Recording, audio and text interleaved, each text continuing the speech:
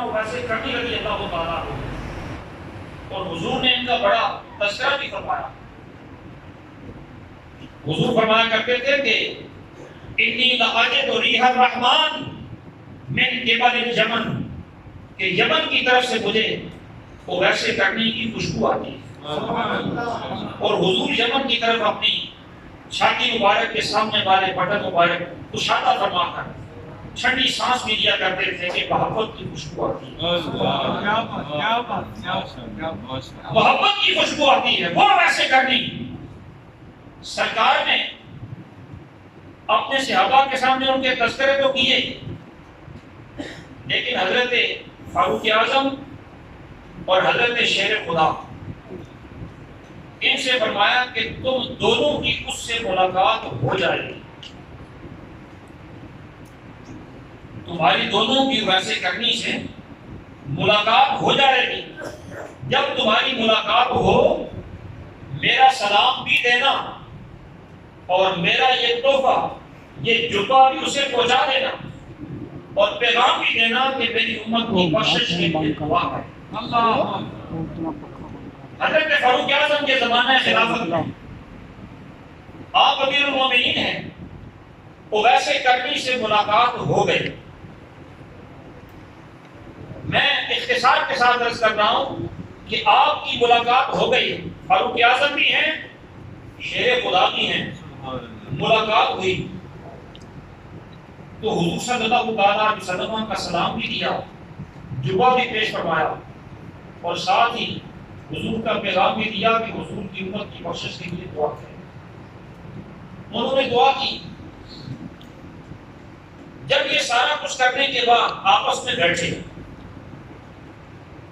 تو حضرت ویسے کرنی رضی اللہ تعالیٰ عنہ کہنے لگے کہ تم میرے محبوب کے صحابی ہو، حضور کی باتیں ہی سنا دو، میرے محبوب کا میرے سامنے تذکرہ کرو کہ وہ اٹھتے کیسے تھے، وہ بیٹھتے کیسے تھے، ان کے دیکھنے کا انداز کیا تھا، ان کے چلنے کا انداز کیا تھا، ان کے بولنے کا انداز کیا تھا، ان کے تبسم کا انداز کیا تھا، میرے سامنے میرے محبوب کا تذکرہ کرو۔ وہ میاں صاحب نے کہا تھا نا کہ جو کسی کا عاشق ہو گئے ذکر اسے نہیں کرتا، سو مکر بہانے کر کے وہ نہیں مرنے مرتا۔ وہ ویسے کرنی حضور کے محب صادق ہیں، کہنے لگے میرے محبوب کا تذکرہ سناؤ۔ اب ظاہر ہے یہ حضور کے صحابی اور حضور کے حاضر باش صحابی حضور کی باتیں انہیں سنانے لگے، حضور کے کمالات، حضور کے معجزات، حضور کی ادائیں انہیں سنانے لگے۔ حضرت ویسے کرنی کافی دیر سننے کے بعد ان دونوں سے یہ کہنے لگے کہ کیا تم نے میرے محبوب کو کبھی دیکھا نہیں ہے؟ کیا بات، یہ سوال کن سے کر رہے ہیں؟ جو حضور کا سلام لے کے آئے، پیغام لے کے آئے ہیں، تحفہ پیش کیا ہے، ان سے پوچھ رہے ہیں ویسے کرنی کہ کیا تم نے کبھی میرے محبوب کو دیکھا بھی ہے؟ یہ کہنے لگے کہ کیا نہیں، آپ دیکھنے کی بات کرتے ہیں، ہم نے تو زندگی ان کے ساتھ گزاری ہے، سفر میں بھی ساتھ رہے ہیں، حضر میں بھی ساتھ رہے ہیں، ہم تو حضور کی خلوتوں کے بھی گواہ ہیں، جنتوں کے بھی گواہ ہیں۔ یہ کتنے معجزات بیان کر رہے ہیں کہ ان کی انگلی کا اشارہ ہوتا تھا تو جان کی چھاتی چل جایا کرتی تھی، ان کے ہاتھ اٹھ جایا کرتے تھے، سورج پلٹ آیا کرتا تھا، ان کی تمنا ہوتی تھی،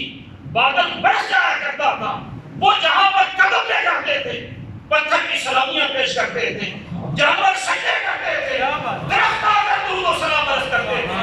یہ کتنے کمالات بیان کر رہے ہیں، یہ انہی کے تو بیان کر رہے ہیں، اور آپ پوچھتے ہیں کہ دیکھا بھی تھا؟ ہم ان کے ساتھ زندگی بھر رہے ہیں اور آپ دیکھنے کی بات کر رہے ہیں۔ تو ویسے کرنی نے فرمایا کہ تم یہ کتنی باتیں کر رہے ہو، یہ جتنے معجزات تم بیان کر رہے ہو، جتنے کمالات کا تذکرہ تم کر رہے ہو، یہ میرے محبوب کی حقیقت نہیں ہے، یہ تو میرے محبوب کے سائے کے کمال ہیں، یہ تو میرے محبوب کے سرسری سے قسم کے کمال ہیں۔ میرے محبوب کی حقیقت اس سے برا ہے، اس لیے کہیں اس گماں میں نہ رہنا کہ تم نے میرے محبوب کی حقیقت کو پا لیا۔ یہ سوچنے لگے کہ ہم نے اگر حقیقت محمدیہ کو نہ پایا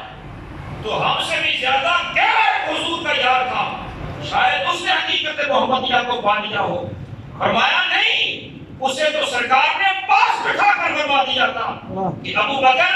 اس گماں میں نہ رہنا کہ تم نے میری حقیقت کو پا لیا، میری حقیقت کو میرے رب کے سوا کوئی نہیں جانتا۔